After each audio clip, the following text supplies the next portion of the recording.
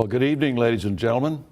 Welcome to Freedom Project Academy, where we're going to have an overview of my book, To the Victor Go the Myths and Monuments. Now, a lot of people are going to be very shocked about some of the things that are in this book if they've never been exposed to this sort of thing before. When I went to school, I thought I knew history.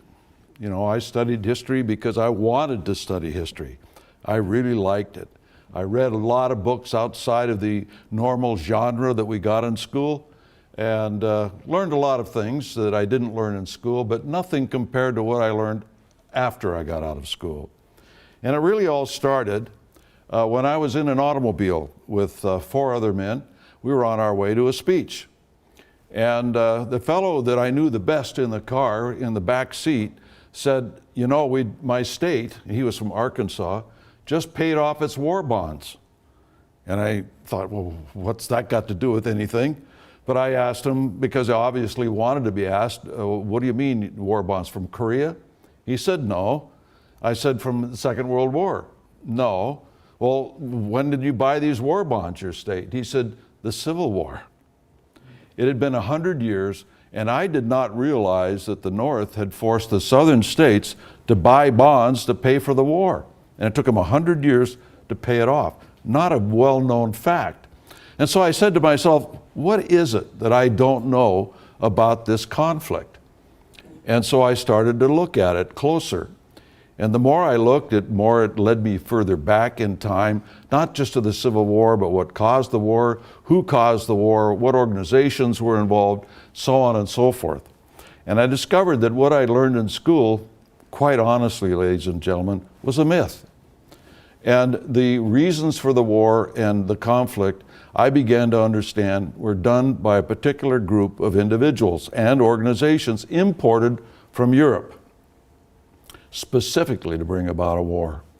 And I don't know about you, but when I go to events and I come home and look at my newspaper or turn on the television, and what I see is not the same event that I was at.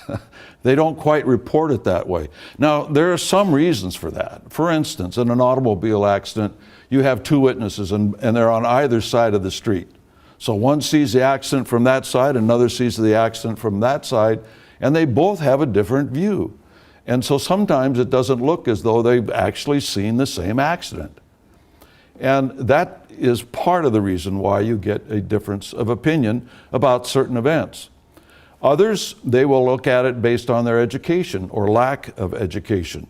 For instance, if a cub reporter is there and he doesn't quite or she doesn't quite understand the candidate, for instance, who's speaking, because they don't have enough background to understand what they're saying, they can skew the whole news story. But then there's a third reason. And the third reason is this. Some of them are deliberately skewing what happened, deliberately skewing what the candidate or the party or the organization stands for, said, so on and so forth. My experience, for instance, in infiltrating Marxist organizations when I was a very young man, showed me that on many occasions, these people infiltrate into the newspapers, into the TV studios. And I could give you names and so on and so forth. But just as a quick for instance, and you can look this up online when you get home, and I actually encourage everybody to get out pencil and paper and write some of this stuff down if you don't believe it. Or if I throw a name at you, you can go online and look it up. But I knew a young man, for instance, who was the leader in the 1960s of the Young Socialist Alliance, was a very militant organization that got people out into the streets that turned into riots in the city of Seattle.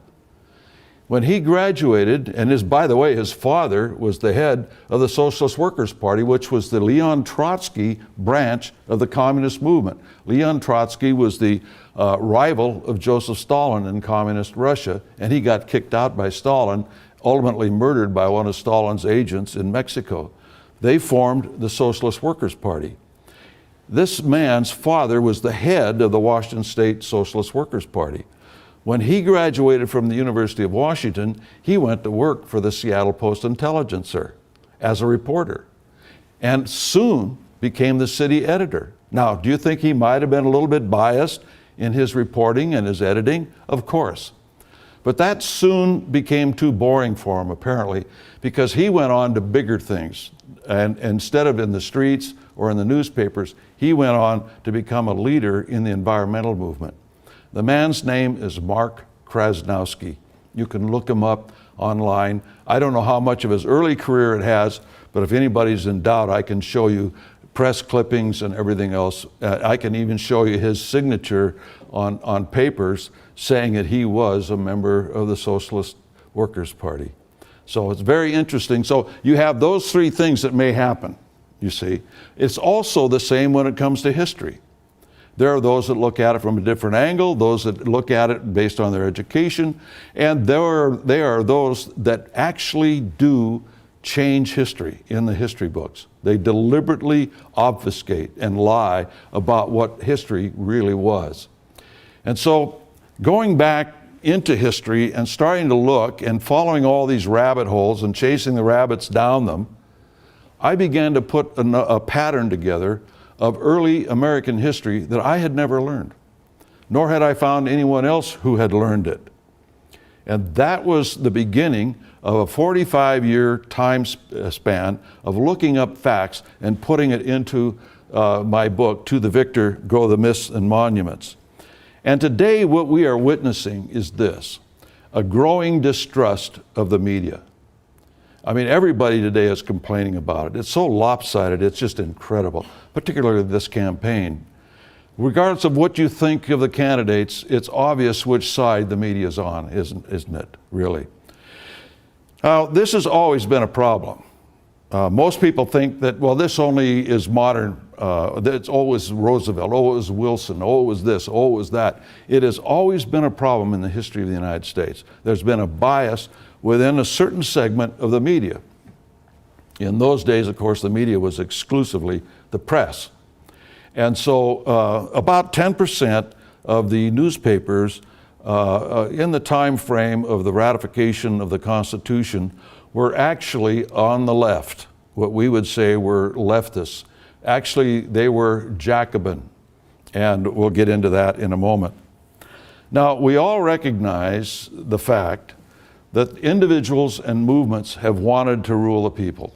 I mean, you know, whether you're looking at Hitler or Stalin or Mao or Saddam Hussein or anybody else, we know these people want to rule others. Now, how do they get into that position where they wield that kind of power? Are you telling me that a street urchin like Hitler, a low-level thug in the communist movement by Stalin, and Mao Zedong, who was really nobody, were able to put people together to such an extent to propel them into absolute power, that they did this on their own? One man? Of course not. See, there's organization behind these people, and they always hide the organization. They put the leader out front, but nobody thinks about the organization behind it. And how come these people are successful? And this organization, people pretty much recognize, came out of a small group of people at Ingolstadt University on May 1st, 1776. And the founder was Adam Weishaupt with just a small number of students of his. And from there, they propelled themselves into a level of influence. Now, one of the problems that we have when we're talking about the Illuminati is this. First of all, the Illuminati is a fact. This is undeniable. There's no one that contests that. What is contested is how much power did they have? How much influence did they have? How many members did they have? How well were they organized? And when did they go out of existence? You see, because every history book that you read tells you that the Illuminati went out of existence immediately after its being discovered by the government of Bavaria. And it was interesting, by the way they discovered the Illuminati. It was totally secret. And in those days, you didn't have mail service like we have today. You know, we just stick the mail in the slot and we know somebody's going to come along and pick it up, and in Timbuktu, they're going to get my letter, right? Well, this isn't the way it was back in the 1700s. Particularly if you had really confidential correspondence, you hired a messenger. Or someone, some friend, some family member, someone you bought went out and delivered your package, your letter, correspondence, documents, whatever it was. And they had this Illuminist carrying these documents between key leaders in the Illuminati. Guess what? As he was approaching Ingolstadt University, lo and behold, a bolt of lightning came down and killed him on his horse. It was an act of God. And when the authorities got there and opened up the papers that he had on them, they said, wait a minute, what is this? These people are talking about taking over governments and killing people and developing poisons and all of that sort of thing. What is this all about?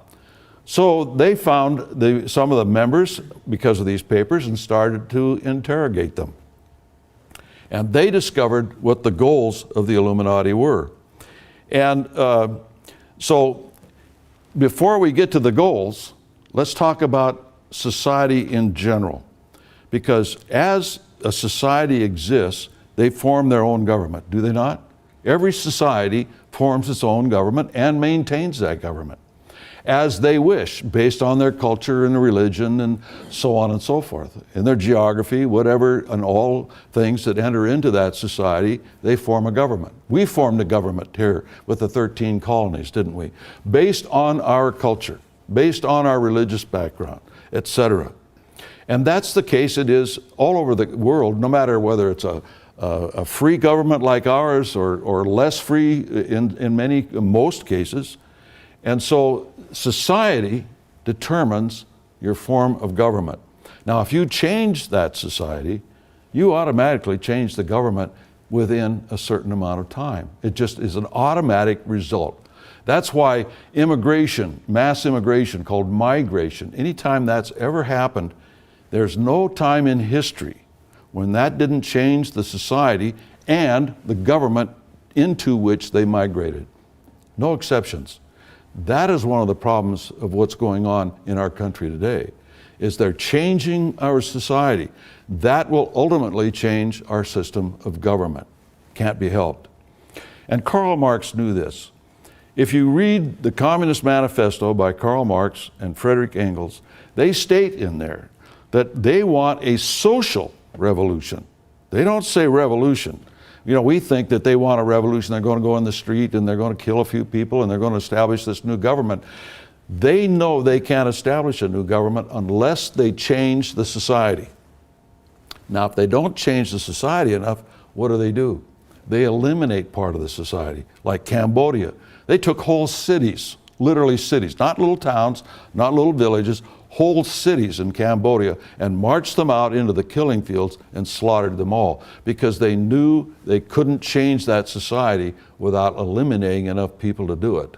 You see, they've estimated, for instance, and this is historical fact, that communists have said at least a third of the American people will have to be eliminated in order to make communism work in this country. To get rid of those people that will stand up, who are moral people and won't follow communist orders. Just that simple. But at any rate, getting back to the point, you've got to change society. Marx knew that if they didn't change society, then they could have a counter-revolution in that society, throw the rascals out, and shoot them maybe. I mean, that's what you used to do when you had civil wars and revolutions, right? You shot the loser. I mean, that's the way it was in those days. And so the goal of the Illuminati actually was to change society. Well, how did they propose to do that? So you see the aims of the Illuminati. Excuse me, the overthrow of all government, the destruction of religion. They wanted to get rid of anything that didn't hold allegiance to the state. So they didn't want people believing in God. Didn't matter what the religion was, by the way. They did not want to have the people adhere to a higher authority than the state itself. Get rid of all religion. Abolition of private property. In other words, private property, and this is not taught well in the schools today, is an essential ingredient of a free society. You being able to hang on to the fruits of your labor and not owning your own house or your own farm and so on and so forth. And the death of individualism and family. Again, they did not want to have anybody just doing what they darn well pleased. and defying the government. And they didn't want people to adhere to the family. The family is really the building block of society, isn't it? And you break up that society, that family, and you start breaking up society. The deification of sensuality. Do we see that in our country today? The deification of sensuality, whatever feels good, do it kind of a thing. The repudiation of marriage. They didn't even want people to be bonded in marriage. And the state control of children. That's why in all of those three cases, these three examples I showed you of Stalin and Hitler and Mao, you go into a classroom in those countries under those rulers, what did you see? You saw a picture of Hitler, Mao, or Stalin at the front of the class, didn't you? And they were required to stand up every day and sing praises to the leader. And that became the substitute for God. And we've seen videos. You can go on YouTube and see all sorts of videos of German kids singing the praises of Adolf Hitler, and so on and so forth. And in the end, the establishment of a world government to be ruled by the Illuminati at the top. And so these are their overall goals to change society, but you can boil them down to two. They have two goals that you should never lose sight of. One is the elimination of God. That is a paramount thing. And two, the building of what they call, and this is not a right-wing deal, they call it the New World Order, a one world government. And so these are the aims of the Illuminati. Now, some of the revolutionaries who were involved in the Illuminati in Europe became very influential on American society. And probably, maybe one of these people, maybe two, you've heard their names, but they are essential in the study of American history as to the influence they had on the fledgling United States. Philippe Bonarate, who was a close personal friend of Weishaupt and tutored by Weishaupt. Krakus Beoff, you can trace Hitler and Stalin directly to this guy. Nazism and communism. Louis August Blanqui, the same thing. Giuseppe Mazzini, who was the leader of a wing of the conspiracy called the Carbonari. And Comte de Mirabeau, we'll talk a little bit more about him in a little while. He was a pornographer. He dealt in pornography in France. And then Nicolas Bonneville. Now, Nicolas Bonneville is very interesting. He started the Cercle Social, or social circle. And the social circle had a profound effect on the American people. Through the various individuals that they had run through their organization, they also formed other organizations. And he was so famous. He was probably the most important member of the Illuminati in France in his lifetime, and very instrumental in the French Revolution. A lot of people know that they are in the business of changing words. It's called semantics, and they will actually change words to confound and confuse the language and move it towards people thinking the way they want them to think. Let me give you an example in my lifetime. When I was a small boy, when you called somebody square, that was a compliment, because you were talking about the four squares of being a good person, responsibility and belief in God and all of that, the four square. That's what you were. You were a good guy. By the time I was an adult, a square had changed completely to an invective. He was a nerd, right? And so here, good guy, and within 15 years, the same word is bad guy.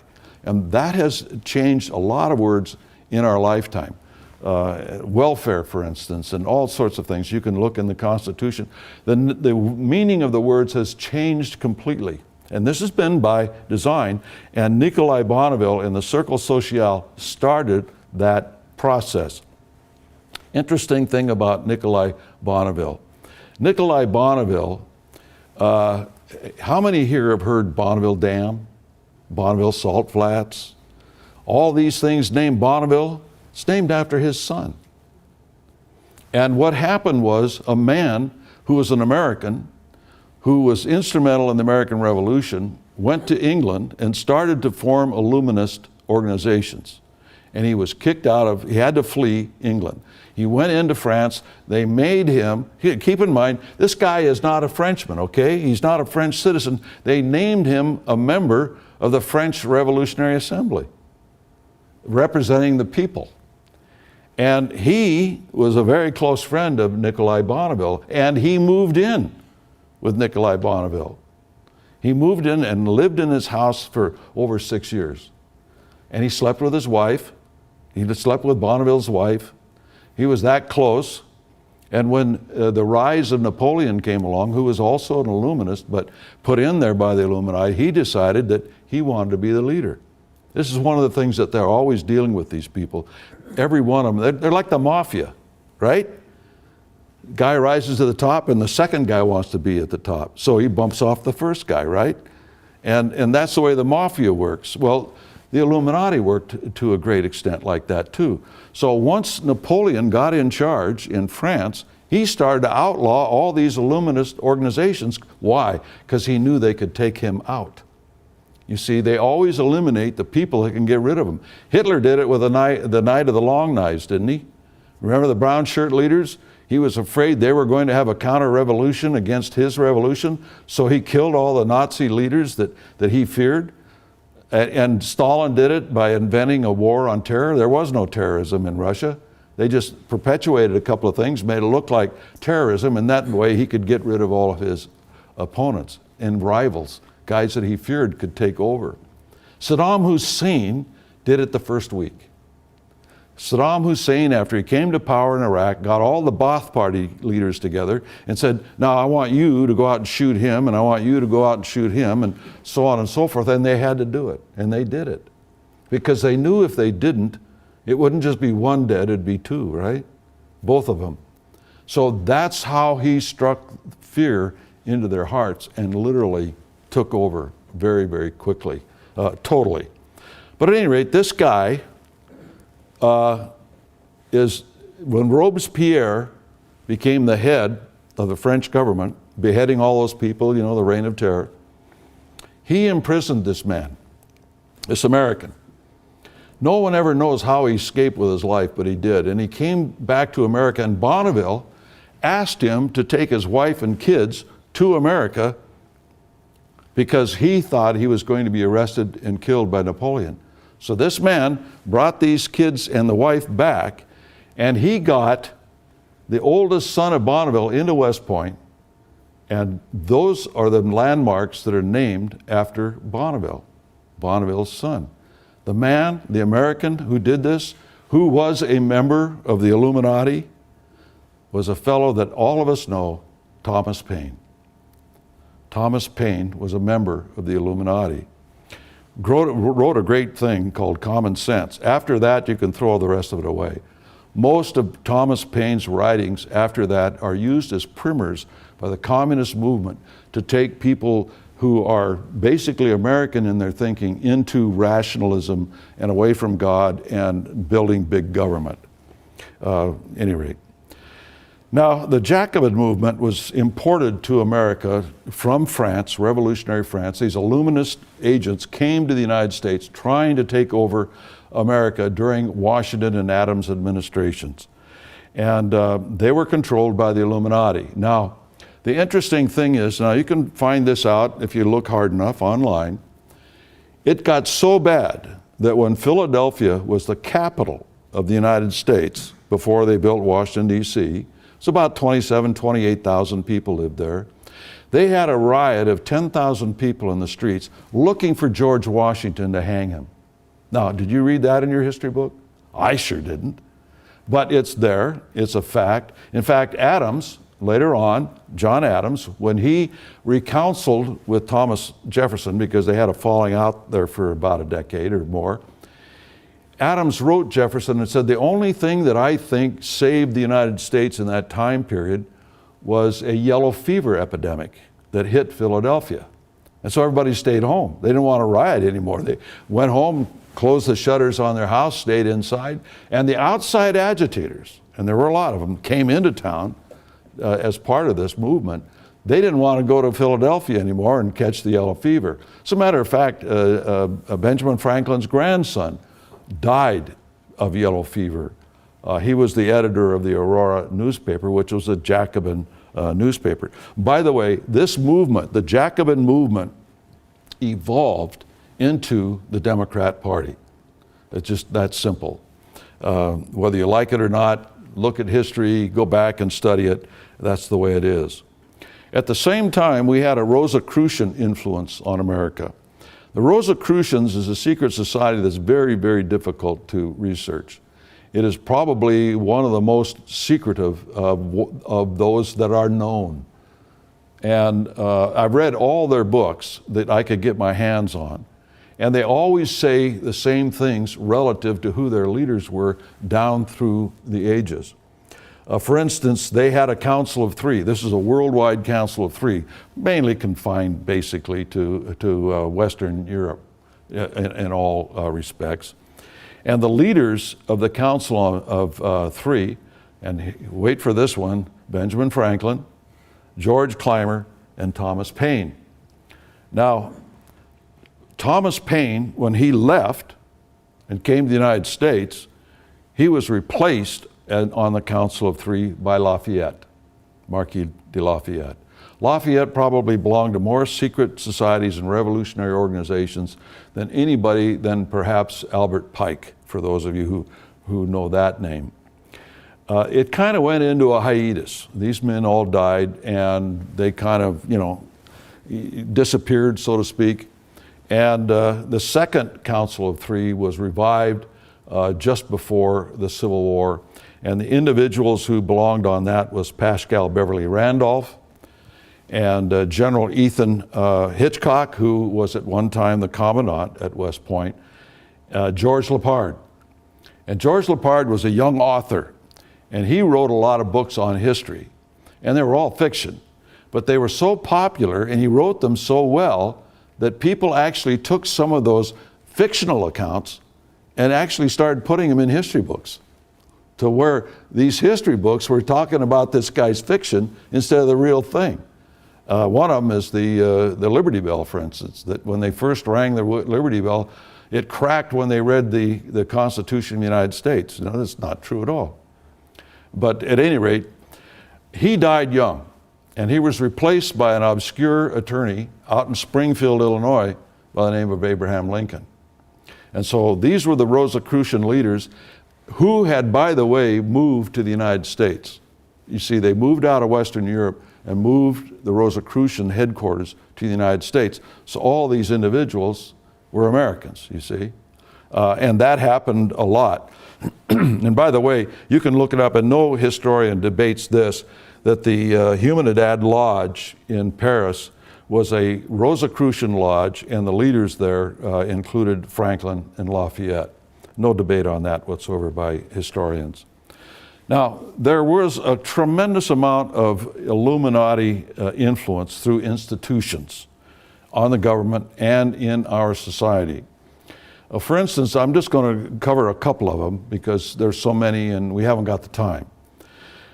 But once the Bavarian government had outlawed the Illuminati, Weishaupt had to flee north, and he went north into Göttingen University and was a professor there with a number of other members of the Illuminati.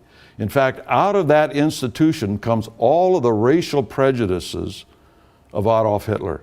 You can trace all that hate the Jews, the Slavs, all the rest of it comes right out of that university in a direct line to the Nazi Party. And out of that instruction there came individuals like George Bancroft. Now, George Bancroft, right after he got his doctorate there, founded Round Hill School, and it became a preparatory school for Harvard. Harvard actually financed it, but he put it together and he ran it. And he had like-minded individuals become part of the faculty of Round Hill School. He went on to become the Secretary of Navy. And as Secretary of Navy, he started Annapolis Naval Academy without the permission of the executive branch or, although he was part of the executive branch, or the Congress. He just started it. And like a lot of things that executives do, Congress kind of, goes along with it. Now, you can argue the merits of doing that. We can all say Annapolis is great, it's wonderful. We need training for our young Navy cadets so they can go on and be great admirals and win wars for us and protect our shores and all that. But it was done illegally, basically. And anyway, he was behind it. The other thing is that there were other individuals who were involved in this process out of Göttingen. In fact, Edward Everett was the first American to be awarded a doctorate from Göttingen University. Now, Edward Everett was a very prominent man. You probably know him because he delivered the Gettysburg Address.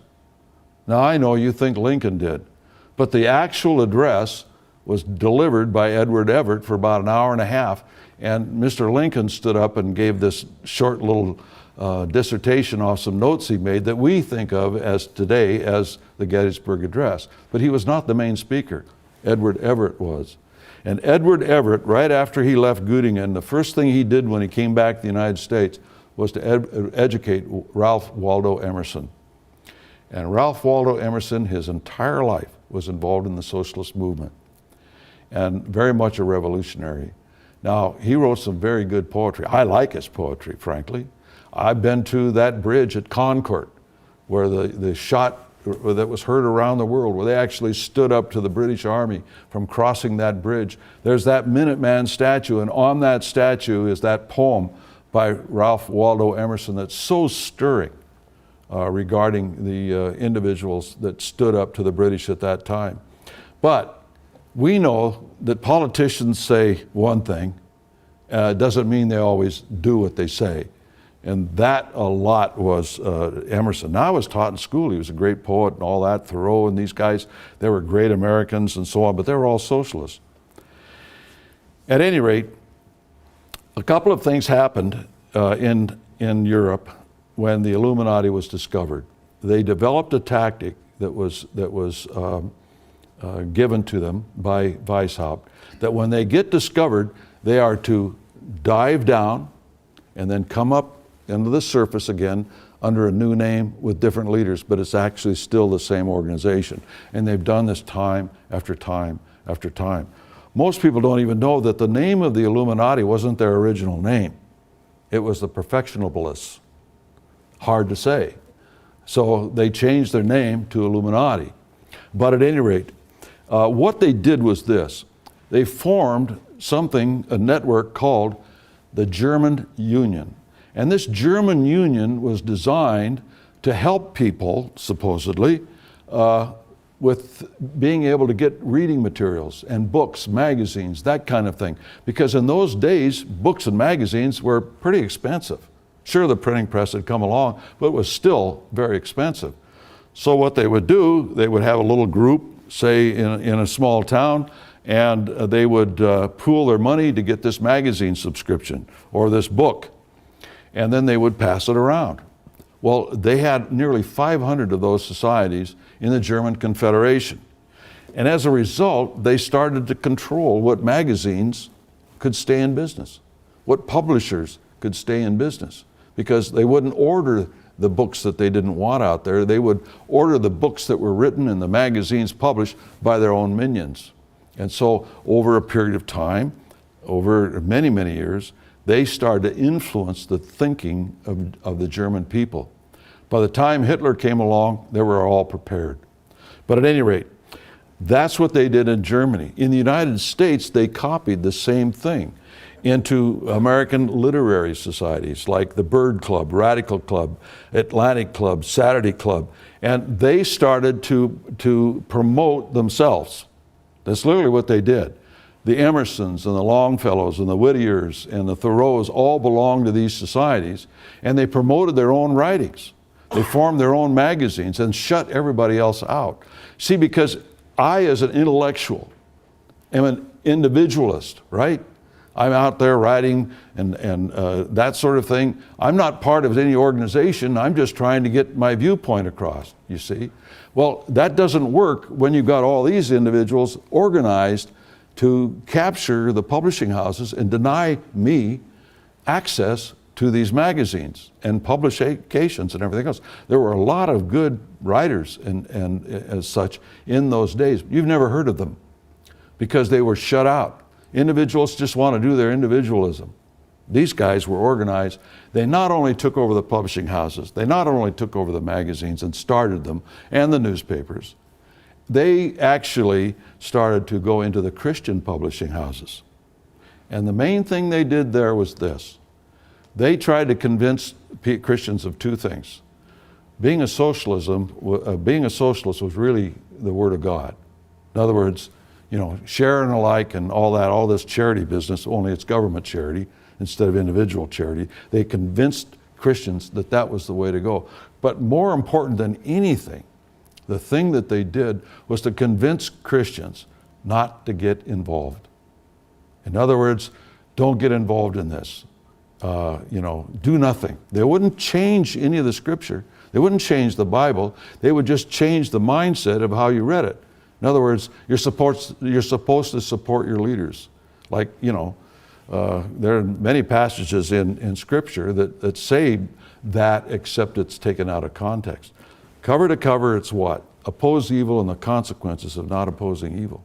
But they got Christians to stop opposing evil. And that's all they had to do. What is the chief enemy of these kinds of people? It is the religious people, is it not? So do you think they're going to leave the religious people alone? That they're not going to attack them in a way that they don't even realize they're being attacked, that they're taking over from the inside? This has been going on, and that's all I'm going to say of it. I didn't want to get into it in my book because I want you to understand what's going on, and once you understand what's going on, you can make up your own mind, right? At any rate, these are communists who influenced American politics. Karl Marx. Now, how did Karl Marx influence American politics? For one thing, he was the titular leader of the communist movement. And all the communist aspect that came into the United States was under his leadership at one time. For instance, Wendell Phillips, the famous abolitionist, a member of Congress, Senator Charles Sumner, who was the chairman of the Foreign Relations Committee of the Senate, and Horace Greeley were all members of the Communist First Internationale under Karl Marx. Karl Marx wrote 500 articles for Horace Greeley's newspaper, the New York Tribune, when it was the largest Sunday circulated newspaper in the United States. The communist movement helped build his circulation for his Sunday edition. Very influential. And Horace Greeley hired other communists from Europe to also write as regular columnists in the newspaper. Robert Dale Owen, who was the son of Robert Owen, Victoria Woodhull. Victoria Woodhull was the head of Section 12 of the Communist Internationale. She and her sister put together the first Wall Street Journal, the very first newspaper that was ever published to keep people abreast of what was going on Wall Street. And all the main brokerages advertised in her newspaper, and they all knew she was a communist. And Frederick Sorge, he was the leader of the communist apparatus, if you will, organizationally. And where did Sorge come from, and where did he live when he was doing this? He came from Germany into the United States and ran the Communist Internationale from New York City, because Karl Marx and Engels and all these guys moved communist headquarters to New York City in 1872. Look it up. You can find it. You won't find it in the history book you got in school, but you'll find it if you look for it. And so the headquarters of the communist movement has never been Moscow. Where has it been? It's never moved out of New York City. And there's a lot of evidence to that effect. I won't get into it, and I didn't get into it in my book because I stopped at a certain point. Now, one of the things that we've already said is we need to change society, don't we? And if we're going to effect a revolution, we need to change society. How are we going to do that? Well, the best way is war. You use war to change society. Why? Because in the name of the war effort, you'll stand still for almost anything. You'll have increased taxes, increased regulations, the curtailment of your travel, any number of different things in the name of winning the war. One example is the cigarette tax. In the name of World War II, they put a tax on cigarettes that didn't exist there before by the federal government. Now, when the war was over, did they get rid of that tax? Of course they didn't. But there were a lot of other things as well that they didn't get rid of in the name of winning the war, which were regulatory. They confiscated businesses, all sorts of things like that. But the war has to be on your soil to really make those changes. Can't be a war over there. It's got to be a war here. Terror is another way of affecting change. In the name of terror, in the name of security, in the name of protecting your neighborhood and your home from terrorists that may or may not be there, but you're convinced they are, then you will stand still for limitations on your freedom. We see that, for instance, don't we, with the war on terror today, with the government's ability to violate the Fourth Amendment of the Constitution, of searching your private records and everything else in violation without a war warrant. Economic collapse will do it too. And mass immigration will do it. So the best one, though, is war. So how do we bring about a war in the United States? How do we do that? We're not going to get England or France or Spain to invade us. We already had that. The last one was the War of 1812. And the English and everybody knew that they couldn't invade the United States. It's just impossible. So they developed a plan to bring about a war inside the United States. We recognize that war today as the Civil War. And you can put any label you want on it, economic war, a war against slavery, all that. All of these things were used as excuses. Most of the people that brought about the war, you can document the fact they hated the Constitution of the United States. They hated the freedom of the American people. The leaders of the anti-slavery abolitionist movement hated the Constitution. They just didn't want to amend the Constitution to get rid of slavery. They wanted to destroy the Constitution, whether it was Phillips, whether it was Garrison, or who the leaders were. And they said so publicly. And that, ladies and gentlemen, is one of the reasons why the people that lived at that time were not enthusiastic about eliminating slavery right away, because they didn't like what came with it. It wasn't that they were for slavery. They just didn't want to hand leadership over to these people that wanted to get rid of the Constitution in the process. So it was very slow, and there was a lot of resistance to this. But the thing that really finally turned this thing around was the terrorism that they produced on American soil to get the war started. They used terror to actually start the war. And the individuals that I have listed here are individuals who finance socialist and terrorist cause, these industrialists. We have the idea that industrialists, capitalists, are anti-communists. That's not necessarily the case. There are a lot of them that helped the communists over the years because they themselves believed in it. Whether it was Robert Owen, a Scotch industrialist who started communist communes in the United States. Frederick Engels was an industrialist, a partner of Marx. Gerrit Smith, who was part of the Astor empire, John Jacob Astor. Andrew Carnegie had to leave England because of his involvement in the British Chartist movement. Chartist. And that's just another name for communist. The Chartist newspaper, The Republican, published the Communist Manifesto, the first ones that published the Communist Manifesto in England. Andrew Carnegie was a man who was part of this Chartist movement. Cornelius Vanderbilt financed that Wall Street Journal that I just talked about. It wasn't called the Wall Street Journal, but that's what it was in fact. And because he was sleeping with Woodhull's sister. She was his mistress. And so he helped finance these sisters in their communist activities. Now, the chief instrument of communist terror, which reacted the South into secession, was John Brown. John Brown was a communist according to his son, okay? Now, you won't read that in your history books, but what happened with John Brown was he created such a reaction in the South because of Harper's Ferry that the Southerners were scared to death. In 1850, they had a secessionist convention in the South, and they didn't secede because they weren't ready to secede. But after John Brown, they were, because it showed them, amongst other things, that the Northerners, in their eyes, were ready to kill them all. I mean, literally. And so John Brown was used to create that condition. And the terrorist John Brown was helped by individuals who can trace their organizations directly to the Illuminati through the First International, like Sumner and Phillips and Greeley. Alan Pinkerton, remember him? He's the guy that helped start the Secret Service in the United States. He was the guy that formed the Pinkerton Detective Agency, using the all-seeing eye as his emblem. In fact, the all-seeing eye of his emblem led to the slogan, Private Eye. That's where that came from, was Pinkerton's illuminist eye.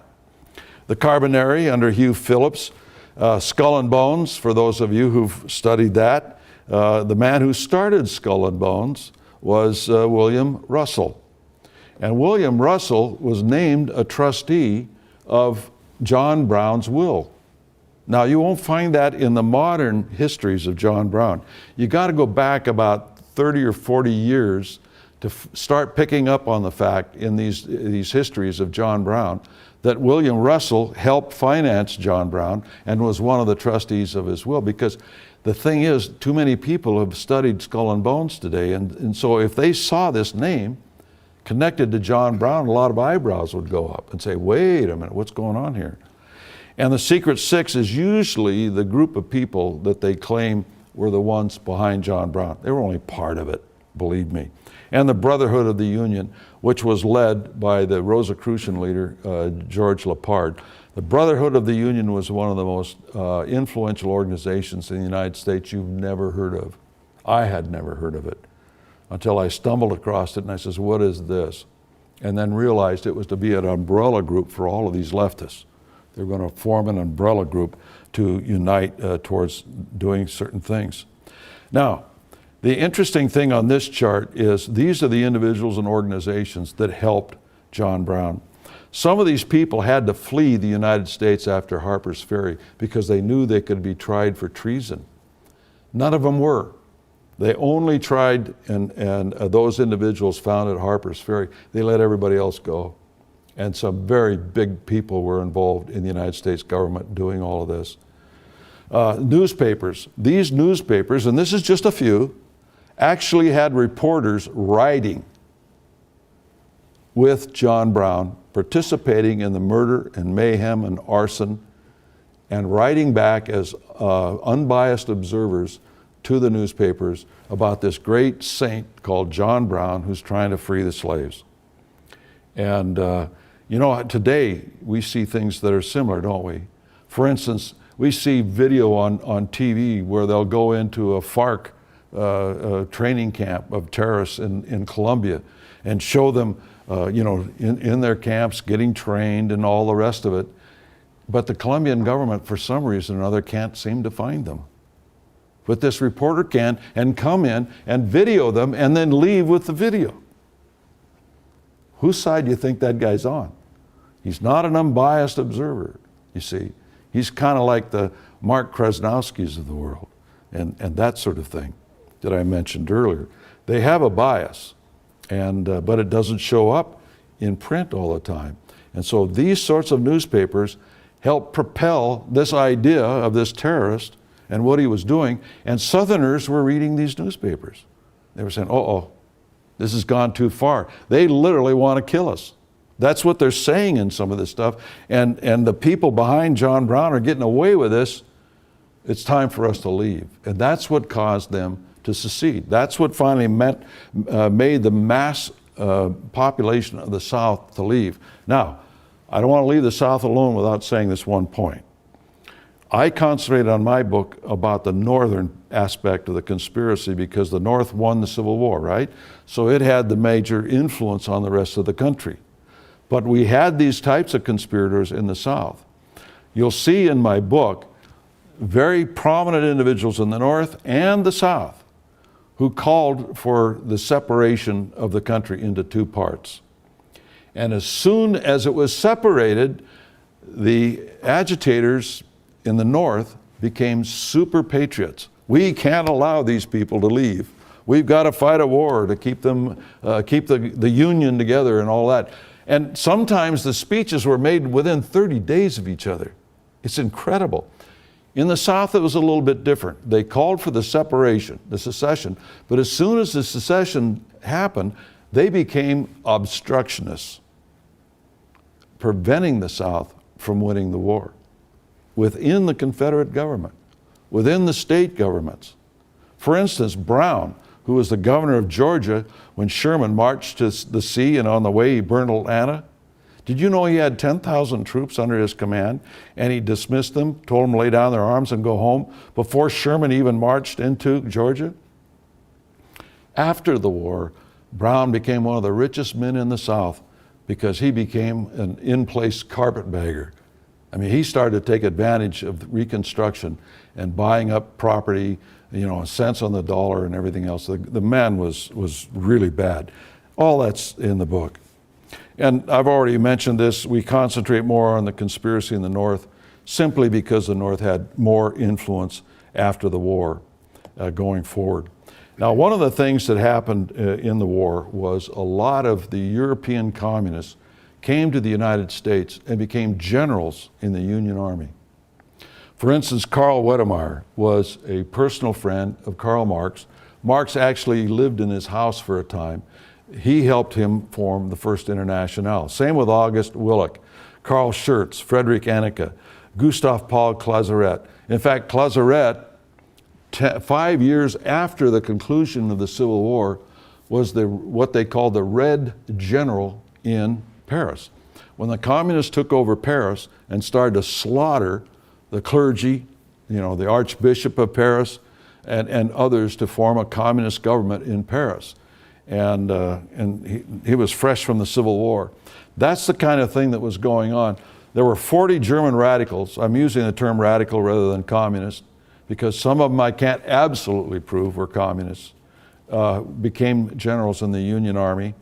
78 others besides them were made generals in the Union Army.